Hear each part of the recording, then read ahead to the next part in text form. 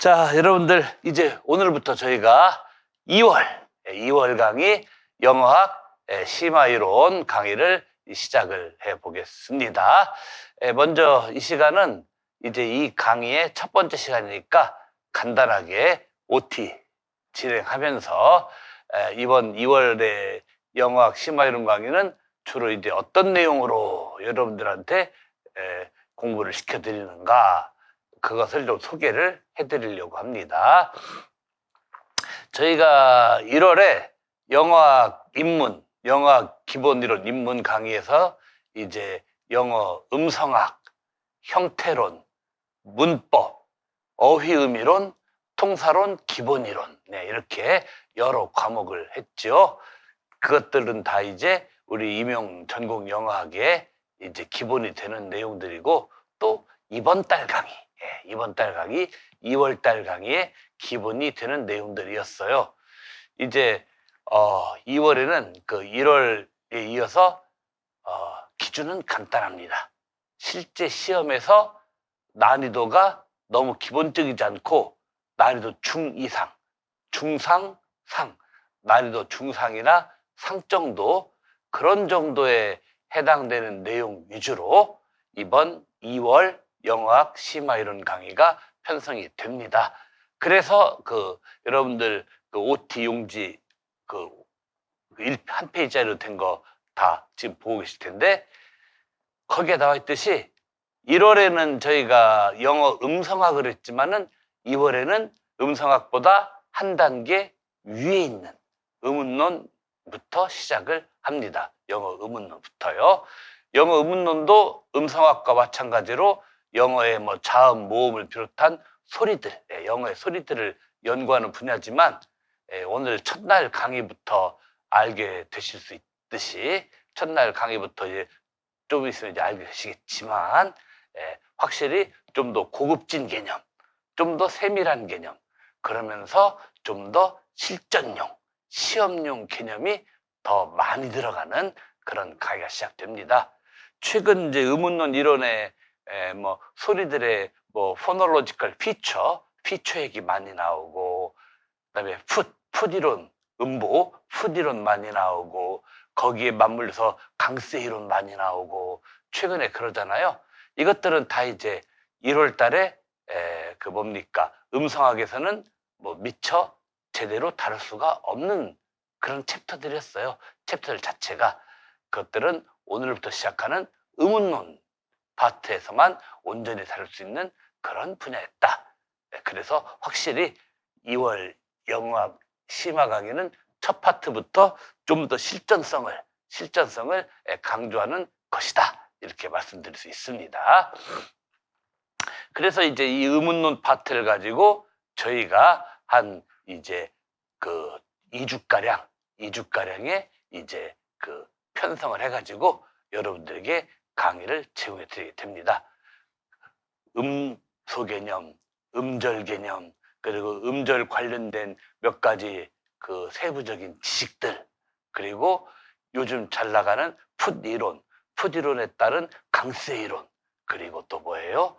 강세 다음에 작년 기출에 연결론하고 짬뽕 문제로 나왔던 인토네이션 얘기, 이 모든 얘기, 한마디로 실전용 지식이라고 할 수 있는 영어 의문론의 모든 얘기를 싹 다 해드릴 겁니다.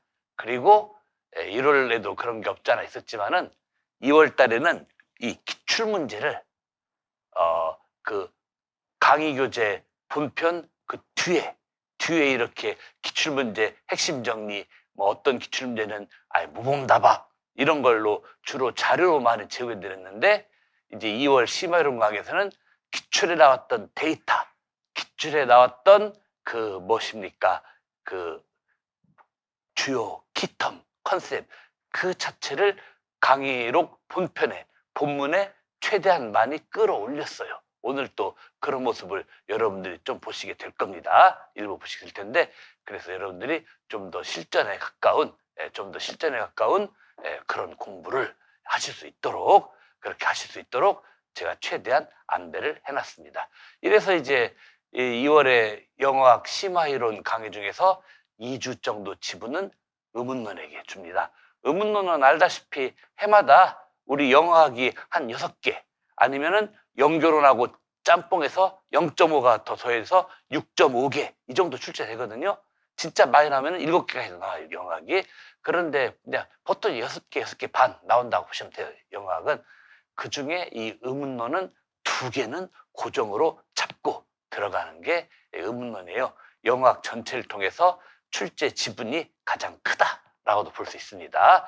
여러분이 2월달 1주차, 2주차 공부를 그래서 정말 열심히 해주셔야 되는 이유가 또한 이 실전 출제 경향 때문에 있기도 한 거예요. 그 다음에 이제 두 번째 파트로 통사론 심화이론 파트를 저희가 2월달 영어학 심화 강의에서 진행을 해드릴 거예요. 이미 영어학에서 이 신텍스 통사론은 지난 1월 강의에 좀 넣어줬죠. 통사론의 관점에서 본 단어들, 렉시컬 캐티고리, 펑셔널 캐티고리 가면서 통사론의 차원에서 본 단어의 정의들, 그 다음에 성분들, 성분 테스트, 그 다음에 문장에 대한 그 구조 분석으로 구구조 규칙, 구구조 규칙이 좀 더 세련되게 이론적으로 발전해서 뭐 헤드, 컴플리먼트, 스페시파이어 쭉쭉쭉 나가게 된 엑스바 이론들, 그 다음에 그 영어학의 통사론에서는 여러 이동 법칙이 나오는데 그 우리 2월 달에 좀 많이 나오지만 약간 2월 달 맛보기로 그 몇 가지 이동 규칙들, 네, 이런 것들을 지난 1월 달 통사론에서 저희가 싹 다 다뤘는데, 이 통사론은 영어학 전체를 통해서 공부해야 될 지식의 범위 자체는 가장 넓어요. 공부해야 될 내용들 자체는 가장 많아요. 물론 의문론보다는 출제 비중은 살짝 적어요. 의문론은 고정이 2문제고 어떤 기출에 보면은 3문제도 나온 적 있어요. 의문론은 물론 기입형 2개, 뭐 서술형 1개에서 그렇게 3문제지만, 근데 통사론은 그렇게까지 많이는 안 나와요. 일단 통사론은 1개 반, 좀 애매하지만 통사론은 순수하게 1개 나오고 문법이나 의미론하고 그 뭡니까 좀 합쳐져 가지고 복합돼 가지고 문법이나 의미론 쪽하고 좀 짬뽕, 그렇지, 짬뽕 돼 가지고 그래서 1.5개, 통사론 자체로 1개, 문법이나 의미론하고 짬뽕 문제로 0.5개에서 1.5개 이렇게 나오는 해도 있고, 아니면은 아주 뭡니까 심플하게 통사론만 2개 딱 이렇게 나와버린 경우도 있고, 이게 오락가락해, 오락가락. 통사론은 2개 내진 1.5개, 의문론은 2개에서 3개까지 나오는데 통사론은 1.5에서 2개 정도, 이 정도 출제 지분을 잡아먹고 있습니다. 그리고 상대적으로 그 막히는 문제, 킬러 문항 이런 것들은 의문론보다는 좀 적게 나온 편이에요. 지난 14년도부터 지난 26년까지 기출을 쭉 훑어보면은 확실히 막히는 난이도 극상의 문제는 역시 의미론보다는 적긴 합니다. 그러면 뭐 통사론은 힘 빼고 좀만 공부하면 되는 거 아닙니까? 근데 아니에요. 뭐가 문제냐? 통사론은 아까도 했지만은 공부해야 될 범위는 제일 넓어요. 난이도 자체가 제일 세게, 여태까지 평균적으로 난이도 자체가 제일 세게 나왔던 건 의문론이었지만은 출제 범위가 워낙 넓어서 여기서 나왔다가 저기서 나왔다가 또 저쪽서 나왔다가 이쪽서 나왔다가 별의별 군데에서 다 찔러서 나오고, 그러면서 때로는 그것들이 의미론이나 문법, 또 어떨 때는 영어 교육하고도, 영어 교육 4점 문제 한 2점 지분은 통사론 은근슬쩍 집어넣어주고, 와, 그러니까 통사론 난이도가 음론같이 세진 않은데 여기 저기 여기 저기 뭐 별의별 것과 다 이제 그 합쳐져서 융합형 그렇죠, 융합형 문항으로 이런 특성을 지니는 게 통사론입니다. 그래서 공부할 게 많아요. 양적으로 많아요. 양적으로 통사론은 양적으로 많아. 그래서 통사론만 독보적으로 1월 강의에서 통사론 기본도 했고 2월 강의에서 통사론 심화도 하는 그 이유가 있습니다. 아니 의문론보다는 쉽다며요. 근데 난이도는 그렇지만 어디서 나올지 몰라요.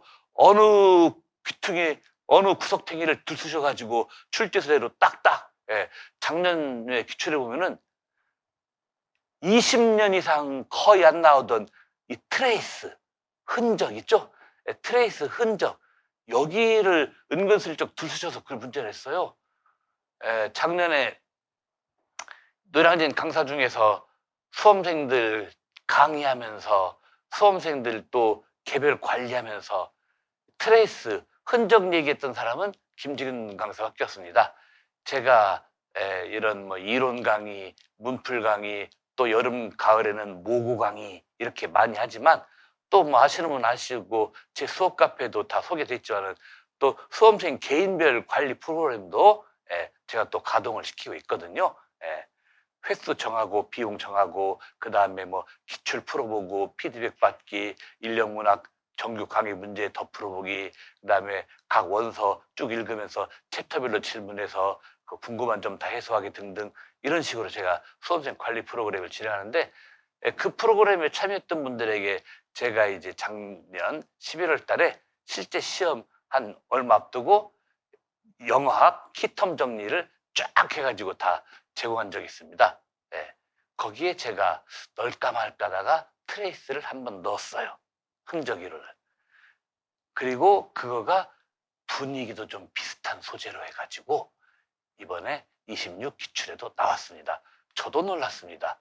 저도 이거 넣을까 말까 트레이스 이론은 너무 센데 해서 안 넣을까 했는데 그래도 통사론 자체에서는 중요하니까 제가 그 개인별 관리 프로그램에다 넣어드렸다 이건데 그 분야가 나오긴 나왔어요.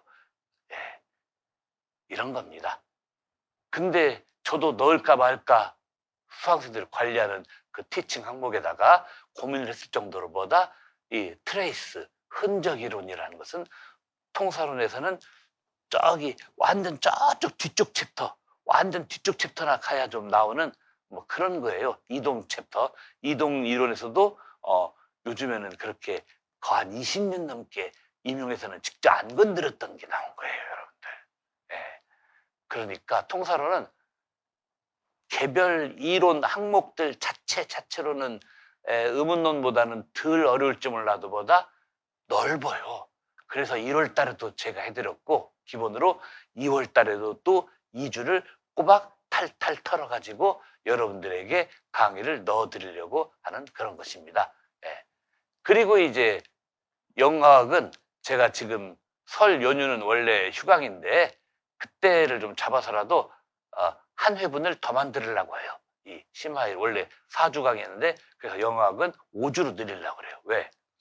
최근 연도에 이 실전용 영어학 과목으로 의미론 후반부, 이 문장 의미론, 인테일먼트 이런 걸 비롯한 의미론과 그 다음에 화용론에서 과거와는 달리 좀 난이도가 짭짤한, 그렇죠. 어느 정도 난이도가 있고 오답률도 좀 정답률도 낮고 오답률은 높은 그런 출제 항목들이 여기저기서 동시다발적으로다가 지금 기어나오고 있습니다. 그래서 지금 학원 측하고 일정 조율을 시작 들어갔고요. 아마 내일 모레세 5주차까지 늘려 강의하기 위한 보강 일정이 아마 내일 모레세 나오고 아마 이번 주말이나 다음 주 초에는 그 추가된 일정이 촬영팀으로도 그 안내가 돼서 촬영팀에서도 일정도 아마 이번 주말 정도 잡아주실 것 같기도 하고 현재 이렇게 추진 중에 있는 것인데 데스크 촬영팀 이렇게 쭉 협의가 이제 오늘 막 시작이 되고 있습니다. 되고 있는데 그렇게 한 주를 늘려서라도 요즘에 갑자기 이 의미론 후반부, 문장 의미론, 그 다음에 화용론 얘네들이 좀 만만치 않았어요. 오히려 어떤 해에는 24 뭐 이럴 때 어떤 해에는 그렇죠. 의문론보다 더 독한, 더 센 킬러 문항이 의미론 파트에서 나오기도 한다. 물론 통사론하고 연동된 그런 그 뭡니까 의미론이긴 하지만 이게 좀 쉽지가 않습니다. 그래서 여러분들한테 이런 부분까지도 다 커버를 해드립니다. 다 커버를 해드려서 영어학 20점 만점에 제가 지난 1, 2월 달 강의도 좀 말씀드렸나 모르겠습니다만은 인력 문학이 제일 어렵고 그 중에서 문학이 제일 어렵고 그렇지만은 영어학도 만만치가 않아요. 인력 문학이 24점, 22점 만점에 10점 겨우 턱걸이 하다시피 하는 그런 수험생들이 거의 대부분이라고 제가 가끔 얘기하잖아요. 그런데 영어학도 많잖아요. 20점 만점에 13점, 14점을 제대로 뚫고 올라가는 수험생이 드뭅니다.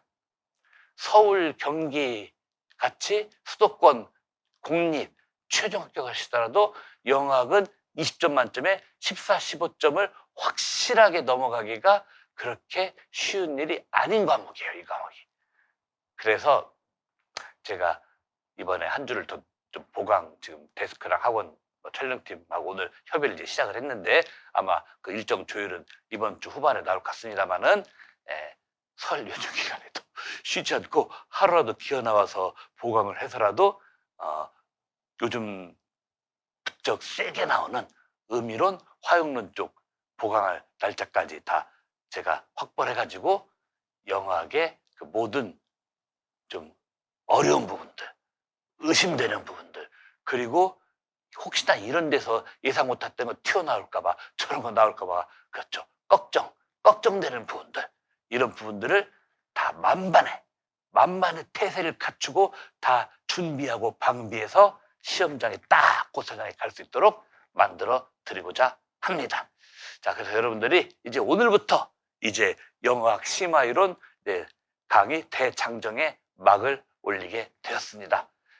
어려운 거지만 제 특기가 뭡니까? 뭐 김재규 강사 하면은 뭐 이것저것 많이 알려진 게 있는 것 같아요. 하나는 다른 학원 쌤들에 비해서 뭡니까?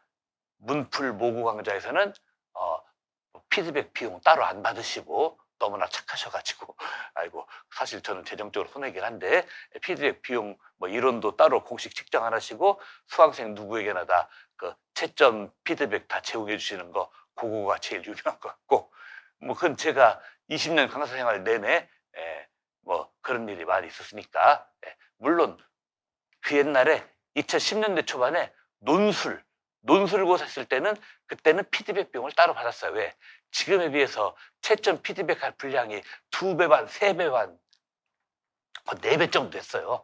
워낙 그 노동량이 많아서 그때는 피드백 비용 따로 청구해서 받았지만은 지금은 제 문풀 모고는 피드백 비용은 그냥 따로 책정하지 않고 그냥 해드리는 개념으로 하고 있는데, 어쨌거나 수강생들 문풀 모고 피드백 잘해주신다.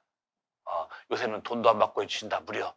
요거가 지금은 제일 유명한 것 같고, 또 하나는 2개예요. 하나는 문학 과목에서, 그리고 인력 과목에서 그 기평 문제 아리까리하고 애매모호한 거 많죠. 그리고 문학은 해석도 잘 안 되는 거 많죠. 어떤 내용 전개인지 머릿속에 안 그려지는 것도 많죠. 그런 부분을 딱 제대로 짚어주신다. 문학 인력에서 기평과 문학에서 내용 흐름 이해 안 되는 부분 그거 딱 잡아주는 거, 그거하고 또 하나, 저 같은 경우는 이 영어학 파트에서 다른 학원 강사들이 약간 베이그하게 모호하게 가끔은 오개념을 막 남발하시면서 그렇게 잘못 강의한 것을 다른 데서 헷갈렸다가 재균 쌤한테 질문하거나 강의 들으면은 그게 정확히 정정되고 바로 잡히고 듣는 것과 동시에 머릿속에 들어오게 해주신다. 요 3가지 정도가 저 같은 경우는 지난 20년 동안에, 올해로서 20년째예요. 제가 06년도 연말경에 이 지스쿨 학원에 왔고, 그러면서 이제 최초의 강의는 영교원서 PLLT 원서 특강부터 시작을 했었습니다. 참 그 시절에 서울에 있는 모여대 출신의 김모 선생님, 그 다음에 저기 어디예요? 진주인가? 거기에 경상대? 진주에 있나요? 경남 진주에? 거기 그 영유 교육과 동기 2분, 그다음에 또 다른 저희 경기도 사시는 분, 이렇게 한 최초로 한 8명 수강생 그 모셔놓고 PLLT 원서 특강 그것부터 시작하던 게 엊그제 같은데, 저도 이렇게 20년 왔습니다. 어느새 제 청춘은 지스쿨 학원 임용고사 전공영어 강의하다가 저의 젊은 시절을 싹 갔어요. 이거 하다가 어쩌다 이렇게 됐는지 잘 모르겠습니다만, 원래 이렇게 살려고 한 건 아니었는데, 이렇게 살려고 한 건 아니고, 지스쿨 원래 강의는 2007년도 1년만 떼어주고 저 딴 데 가서 딴 거 하려고 했는데, 어떻게 하다 보니까 저가 여기 눌러앉게 되고, 저랑 한때 팀티치기는 하면서 같이 했던 사람들은 다 도망가 버리고 지금 어디로 가버리고 없어요. 밥들은 잘 먹고 다니고 있는지. 하여튼 이렇게 제가 지난 긴 세월 동안 이 강의를 하면서 여러분들에게 좀 어느 정도 어필이 되고 많이 알려진 것 중에 하나가 영어학의 어려운 과목, 어려운 컨셉, 어려운 노션, 어려운 기출도 일단 저한테 맡기시면 가장 쉽게, 그러면서 노량진에 만연한 온갖 오개념들을 다 때려잡으면서 가장 정확하게 수정해서 여러분들 머릿속에 그냥 다이렉트로 넣어드리는 그런 강의를 하겠습니다. 최근에도 오개념들 많이 퍼졌어요. 재작년인가 기출로 나왔던 뭐 의미역 이론 관련 그 뭡니까 그 시터 크리테리언, 의미역 규준에 대해서 두 개의 룰을 서로 바꿔서 가르치고 그걸로 참 너무 황당하게도 책까지 5개념으로 번복된 것을 책으로 이번에 또 출판도 하신 그런 강사들도 계시고 좀 문제가 많아요. 그런가 하면은 뭐 미국에서 박사학위를 받지 못하고 중도 포기하고 왔는데 한국에서는 박사 받았다라고 거짓 이력을 가지고 막 행세하는 강사들도 심지어는 최근에까지도 있고, 그러면서 임용 실정에 안 맞게 대체 그 기원도 출처도 불투명한 이상한 컨셉으로 막 영학을 이상하게 비틀어서 가르치는 그런 것도 있고 좀 너무 많이 혼란스럽습니다. 너무 많이 혼란스러워요. 정확하지도 못하고 임용 실정이 맞지도 않고 너무 혼란스러워요. 이래 갖고는 수험생 쌤들한테 인생 사는데 도움이 안 돼요. 인생 사는데 도움이 안 된다 하면 점수 올려서 합격하는데 도움이 안 돼요. 하여튼 제가 뭐 이 얘기 뭐 길게 안 하겠습니다. 어차피 저도 그 노량진 강사들이라는 그 커뮤니티의 한 성원이기 때문에 결과적으로는 제 얼굴에 침 뱉기도 될 수 있는 말은 여기서 그냥 스탑할게요. 하겠지만은 그러나 분명히 저는 여러분 앞에 이제 그 의지를 표명하겠습니다. 어려운 개념은 최대한 쉽게 풀어드리려고 노력하겠습니다. 그 대신에 타학원이나 다른 사설 교재에서 어디 되도 안 하는 이상한 말로 기출문제도 잘못 풀어주고 뭐 시터 크리테리언 같은 의미역 규준 같은 너무나 유명한 통사론 개념도 뭐 뒤바꿔서 막 이상하게 알려주고 하는 이런 것들은 제가 용인하지 않겠습니다. 그리고 어제 영교 시간에도 말했지만은 뭐 저도 틀릴 수 있습니다. 그리고 저도 막 틀려서 수강생들한테 정정해드리는 일도 있어요.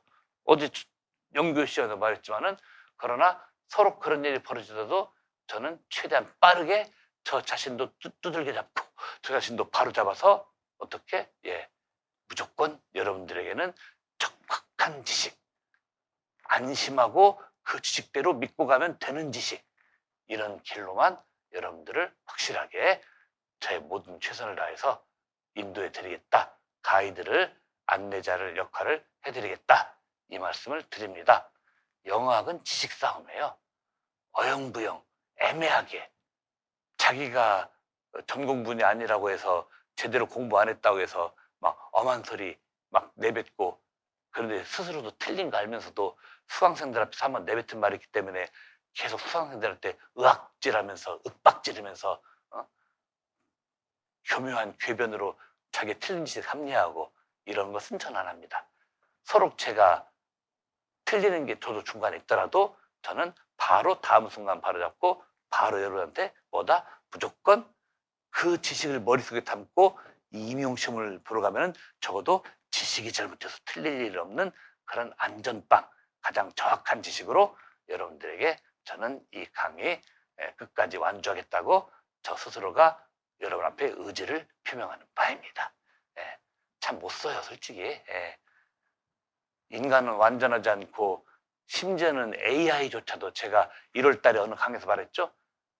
AI 중에서 제일 잘 나가는 구글 제미나이 프로 버전, 전문가 버전마저도 이것저것 다 탈탈 털면은 5개념 섞인 답변이 38%예요, 여러분.